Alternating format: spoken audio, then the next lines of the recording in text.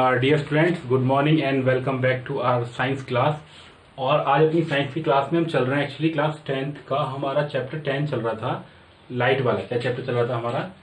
Light.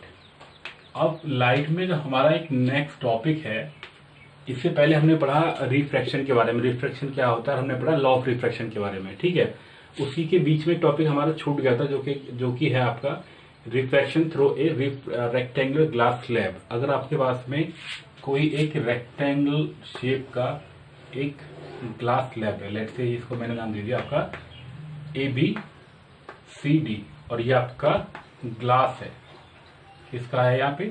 अब मुझे light का पैटर्न चेक करना है कि वहां पे रिफ्रैक्शन किस तरीके से होगा। ठीक है, तो इसको हम एक्टिविटी से समझ सकते हैं यहाँ पे कि अगर आप एक एक्टिविटी करोगे, आप एक ग्लास स्लैब को ले लो और उस ग्लास स्लैब के ऊपर की तरफ आप एक कोई ऑब्जेक्ट ले लो।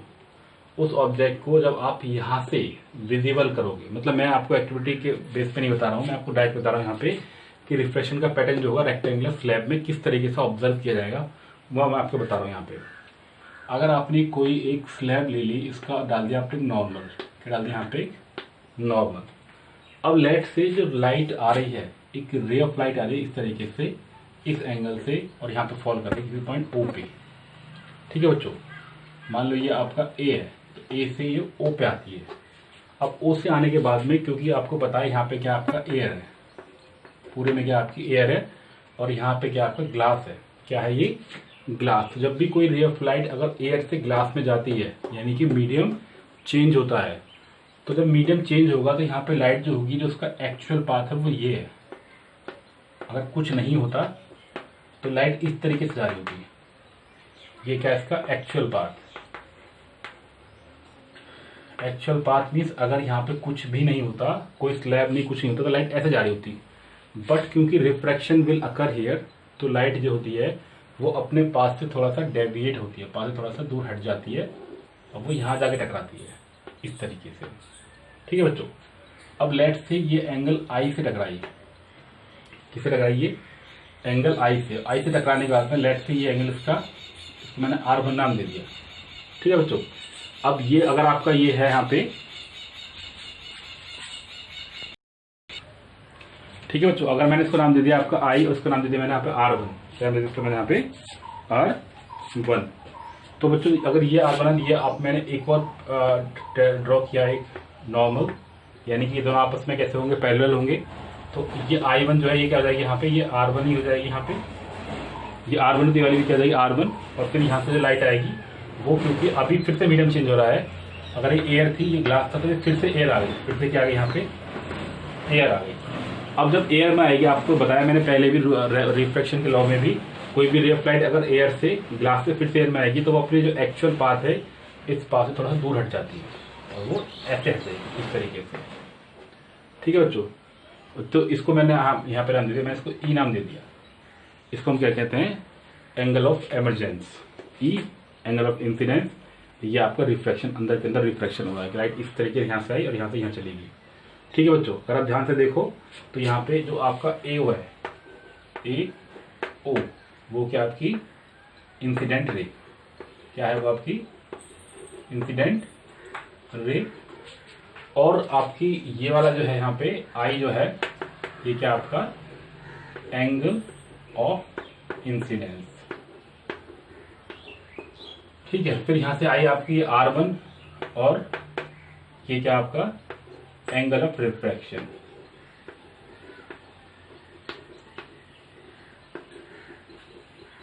ठीक है, ऐसे R2 भी क्या है आपका यहाँ पे, इसके लिए हो जाएगा एंगल ऑफ इंसिडेंस, लेकिन हम इसका कंसर्न नहीं कर रहे, हम R1 R2 को हमें जरूरत ही नहीं लिखने की, हम डायरेक्ट लिख देते हैं यहाँ पे E को।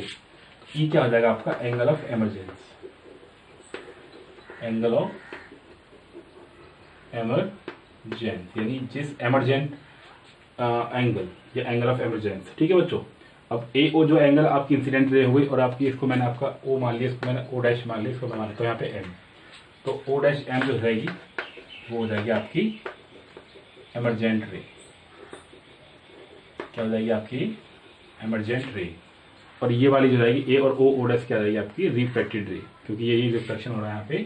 तो O' क्या आपकी रिफ्रैक्टेड रे। एक बच्चों, अगर आपने पहली वीडियो अटेंड नहीं करी होगी तो आपको ये पता होना चाहिए कि कोई भी लाइट अगर एयर से आती है ग्लास में, यानी कि रेयर मीडियम से डेंसर मीडियम में आती है, किससे आती है, आपका रेयर मीडियम से डेंसर मीडियम में आती है, तो वो अपने पास से अलग हट जाती है। यानी कि अगर रेयर से डेंसर है तो वो नॉर्मल की तरफ बेंड होती है, नॉर्मल की तरफ, यानी कि ये टूवर्ड नॉर्मल झुक गई। अब देख रहे हो आपका जो एक्चुअल पाथ है वो ये वाला डेड डैश वाला, अब ये एक्चुअल पाथ से मुड़ के नॉर्मल की तरफ बेंड होगी। इसका मतलब क्या है कि कोई भी लाइट रेयर से डेंसर जाएगी तो नॉर्मल की तरफ बेंड हो जाएगी, तो वो डेंसर से फिर से रेयर में आएगी तो नॉर्मल से दूर चली जाएगी। ध्यान से देखो तो अब ये नॉर्मल की तरफ, अब ये इस एक्चुअल रे की तरफ बढ़ रही है। इसका मतलब क्या होगा कि कोई भी रे ऑफ लाइट अगर वो नॉर्मल इंसिडेंट रे और ये पैटर्न को फॉलो करेगी, वो रेयर से डेंसर में जाएगी नॉर्मल की तरफ, और अगर आप डेंसर से फिर रेयर में आए तो नॉर्मल से डूब जाएगी। ठीक है बच्चों, तो ये हमने पढ़ा यहाँ पे ग्लास स्लैब का पैटर्न, की ग्लास स्लैब जो होगी उसमें किस तरीके से आपकी रे ऑफ लाइट जो होगी वो आपका बेंड करेगी बच्चों। कोई डाउट है अभी तक इसमें? आई होप इसमें तो कोई डाउट नहीं हो, ये तो बहुत सिंपल सा आपका टॉपिक था यहाँ पे। ठीक है, तो मैं यहाँ पे जो अभी हमने यहाँ पे पॉइंट डिस्कस किए हैं, अब देखो यहाँ पे चीज गिरी आपको कि जो आपका एक्चुअल पाथ है, ये इसको हम क्या बोलते हैं, ये एक टर्म होता है, इसको हम बोलते हैं लेटरल डिस्प्लेसमेंट। लेटरल डिस्प्लेसमेंट यानी कि जो आपकी जो लाइट है वो एक्चुअल पाथ जो है उसका वो इससे यहाँ पे आ गई। जो एक्चुअल पाथ था वो ये था, अगर लाइट गिलास नहीं होता तो वो इस पाथ से जा रही होती, लेकिन वो उस पाथ के इस पाथ पे आ गई। तो इस ये जो आपका डिस्प्लेसमेंट हुआ है इसके एक्चुअल पाथ से, this is called the lateral displacement. और आपकी इंसिडेंट रे यानी कि आपकी एक्चुअल रे और आपकी इमरजेंट रे के बीच ये हमेशा पैरेलल होंगी। कैसी होंगी? ये आपकी हमेशा पैरेलल होंगी। ठीक है बच्चों, बात समझ आ गई यहाँ पे। तो इसी पॉइंट के बाद में आपका हम ऑलरेडी जिस चीज को हम ऑलरेडी डिस्कस कर चुके हैं, लॉ ऑफ रिफ्रैक्शन। वो लॉ ऑफ रिफ्रैक्शन क्या था, अगर मैं आपको फिर से रिवाइज कराऊं, मैंने बताया था कि वहां पे आपकी इंसिडेंट रे, रिफ्रैक्टेड रे और नॉर्मल, ये तीनों के तीनों एक ही पॉइंट पे लाई करते हैं, और वहां पे साइन आई और साइन आर जो था वो एक कांस्टेंट था। ठीक है बच्चों, ये था आपका क्या था, रिफ्रैक्शन, लॉ ऑफ रिफ्रैक्शन। ठीक है बच्चों, आई होप आपको समझ आ गया होगा। तो फिलहाल हम इस वीडियो में सिर्फ इतना ही काम कर रहे हैं, हमने पढ़ लिया refraction through a glass slab. ठीक है बच्चों, आई होप आपको सारा कुछ समझ आ गया होगा। अगर आपके पास कोई भी डाउट है, कोई भी क्वेरी है, तो please don't hesitate, you can directly contact me through the WhatsApp, or you can directly write the comment in the comment section about that topic. That should be more anything which you want to know more about this topic, you can just let me know. Okay bachcho, once again thank you so much for watching this video. If you enjoy this video, please like, share and subscribe to the channel. Okay, enjoy your day. Bye bye for now.